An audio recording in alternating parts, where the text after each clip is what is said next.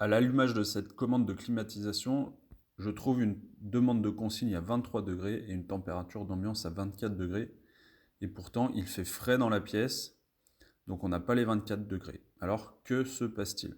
Le problème que j'ai rencontré, c'est que les utilisateurs de cette commande m'ont dit on est obligé de mettre plus de 24 degrés pour que ça chauffe. Et juste par ces explications orales, je ne voyais pas ce qu'ils voulaient me dire.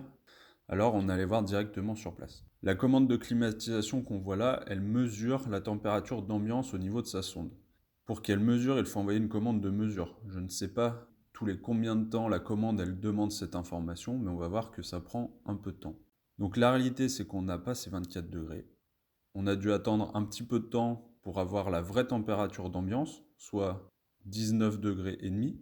Et en fait, en connaissant pas ce principe, les utilisateurs ils faisaient une erreur qui était fondamentale, c'est qu'ils mettaient une consigne à 24 degrés, ils la laissaient. Et en réalité, donc ils faisaient 19,5.